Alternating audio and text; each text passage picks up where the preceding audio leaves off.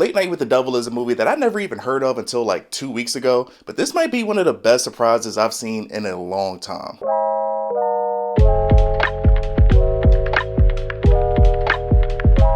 So if this is your first time on my YouTube channel, this isn't my usual format. I usually do a spoiler review, but I feel like with this being a smaller movie, a lot of people haven't seen it. I feel like a lot of people haven't even heard of it. So I want to try to take this time to just talk about this movie in non-spoiler fashion. So hopefully more people will go out and see it because I thought this was really good. Like I was saying, Late Night with the Devil was a movie that I never even heard of until like 2 weeks ago. The only reason I heard about this movie was because I was scrolling on Twitter and I saw this random movie and they were talking about, oh, it's out with all these great reviews. It debuted with 100% on Rotten Tomatoes. I feel like a bunch of stuff debuts with 100%. But basically people were saying this is a great horror movie, smaller movie. You should check this out. So I looked into it. I thought it was going to be on some streaming services. I saw it was in a movie theater, so I figured that I'd go and check it out. And like I said, I knew nothing about this movie. The only thing I knew about this was that it was about some late night talk show host. The lead actor is David. I'm not even going to try to pronounce his last name. He was in a bunch of movies. I think he was in one of the Batman movies. I feel like he was also in Oppenheimer. He's been in a lot of stuff, but this was the first time that I've seen him as a lead role,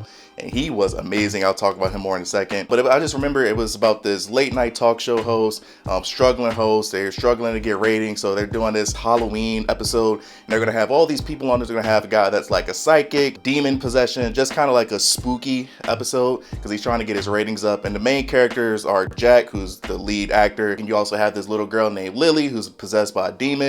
You have June, and then you have this other guy who's a skeptic. I forgot his name. And just in case, if you have seen this movie, I came into the theater late. When I walked into the theater, he was already in the middle of his monologue. If you don't watch late night TV talk shows, usually they start an episode with a monologue. So if they showed anything before that, I missed it. I don't know if they tried to set something up, and as soon as I sat down, I was glued to this. Like the lead character of Jack, the actor David, he did such a great job. He had that late night TV show charm. He was very believable. They had the cheesy 70s setting going on, and the fact that this took place in a talk show setting, I'm sure they probably done something like this in the past. I mean, No Idea Today is original, so I'm sure they've done something like a TV set like this before, but this was my first time seeing something like this done, especially for a horror movie.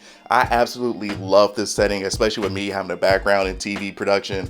I thought all of this was great. I mean, even just the characters, like the girl that played Lily, I thought she was phenomenal in this movie. She was creepy as hell. She was one of those characters and one of those actors that did so well in this movie that if I saw her in real life, I feel like I'll be a little creeped out by her. Like just the way that she was like staring at the camera. She was doing very like subtle movements, like some stuff you might even miss. She just did a phenomenal job. All the acting across the board was pretty good. Like her handler, her guardian, the actress that played her was really well. The guy that was a skeptic, I hated him, but that means he did his role well. One of the characters, he doubts everything. It was a psychic on there. He said, oh, well, clearly you set this up beforehand with this demon possession. Oh, clearly it's a setup. It's lights in here. It's the smoke screens, you know. He's a non-believer pretty much. It was just such a interesting and unique take on demon possession, because usually with all these types of movies where it's demon possessions or ghost possessions, it's kind of really all the same. Like you already know what's going to happen. You know, a little boy is going to get possessed.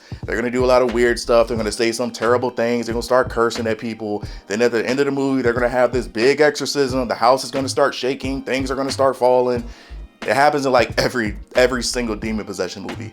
And this, every time I thought I knew where they were going, they took it somewhere completely different. Like especially the ending. Once again, I'm not going to spoil this. I kind of still have no idea what really happened at the ending because they did something. And then I was like, they were right there. This movie was great. And then they just fumbled it at the end.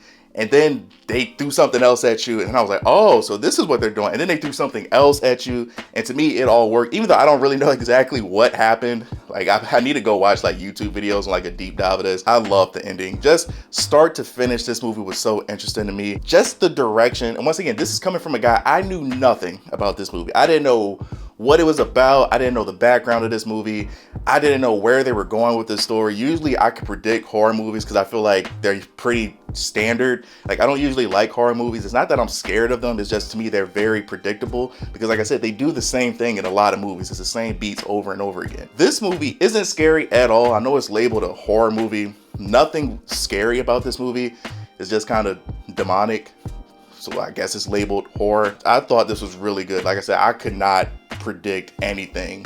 Like every time I tried to predict what they were going to do, like I kind of predicted the ending right, but then they just went a complete different direction. Like, this movie is so much darker than what I thought it was going to be. Like, with the like I said, I don't want to spoil it, but basically just think of like a clout chaser, right? What would you do? Today we have a lot of clout chasers. How far are you willing to go to try to get fame and money? Just keep that in mind, kind of. Like, you hear all these stories about Hollywood and, you know, quote unquote, selling your soul. And this movie just touched on a lot of stuff that I wasn't expecting. I thought this was going to be, oh, just a demon possession, you know what I'm saying? But they went dark. Like, at the end of the movie, some of the symbolism and things they were doing, like, I was like, oh, they're really going this route. This is where we're going.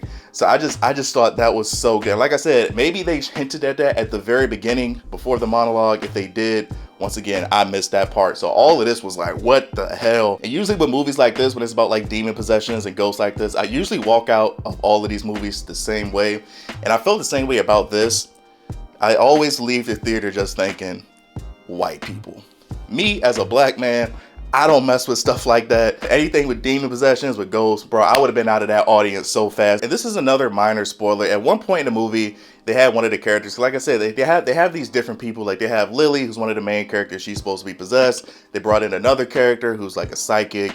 You know, they're just bringing in people with different talents for this spooky episode. So at one point, they did like a scene about hypnosis, and they did the little, you know, the spinny thing they do and all the stuff.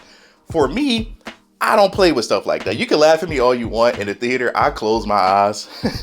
Like, the way they did it, it was really creepy. But like, to me, I don't play with none of that stuff. You know what I'm saying? If you got a Ouija board, you're like, yo, Nick, you want to come through, play with this Ouija board? No. Hey, yo, I think I found this like demonic book. You want to try opening it and reading it? No. Hey, you want to do some hypnosis? No.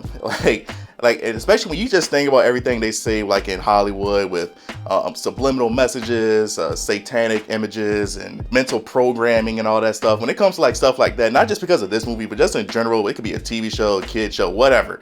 When they start doing that little hypnosis stuff, I close my eyes, I just lock out, because I'm like, bro, I'm not messing with none of this stuff. But this is one of the best horror movies that I've seen in a while. Like I said, I don't usually like horror movies. Nothing about this was scary, and I feel like they weren't really going for scares, which is probably why I liked it more. It wasn't really any jump scares, which I hate jump scares. Jump scares are so cheap to me. It was just good storytelling to me. Now, for things that I don't like about this movie, some of the special effects were terrible. I mean, this was based in like the 70s or 80s, I think. So some of the stuff I know what they were going for, and I'm sure they did it on purpose. Like, they did use some practical effects, which I love practical effects. But they had some CGI and like special effects in here that just looked terrible. And it felt like some of the stuff I could tell they did it on purpose, but some of the other ones, it just looked really bad. Another thing that I don't like, it's not really an issue with the movie, it's just morals. They used AI imagery, which they had these like commercial breaks that they would go to in the middle of the movie, and they would show these images. I believe I read an article and it was saying like those images were artificial intelligence, and then they like tweaked it later. I hate that. I don't like none of that stuff. To me, I'm pro-human. I don't want to take jobs away from people, because that's how it's going to start. Oh, we're just using it to start an image, and then we're just going to tweak it, and then it's going to say, oh, well, we're just using it to get an idea of how we should start this script. Oh, it's just giving us an idea of how this scene should look, and it's just going to keep going and going. So for me, they used AI in this movie.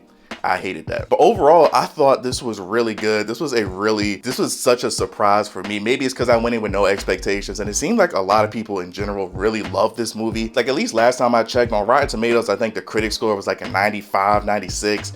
And then at one point, the fans were at like a 90%, but I think now it's like 80, 81%. So overall, still pretty good reviews. I don't really have many flaws with this movie. It was some stuff I thought they dragged out a little too much. They could have just cut back on. And like I said, some of the special effects just looked really bad. So for me, if I had to give this movie a rating, I would give this movie, I'm gonna go with 8. I'm gonna give this movie an 8 out of 10. So this is, I think, the highest rated horror movie I've done on my channel. This is just a phenomenal movie. If you have not seen this movie, do yourself a favor, go out and watch this. Go support a unique new story. Like, I'm tired of remakes. Like, oh, we get another Friday the 13th. Oh, we're getting another Nightmare on Elm Street. Like, this was an original, at least to my knowledge, original unique story. Go out, support this movie, go check this out. Even if you just wait for it to come on streaming. I recommend this movie so much. Like I said, this isn't a horror movie for real. To me, this wasn't scary. Nothing about this movie was scary. I couldn't predict where it was going. Every time I thought I did,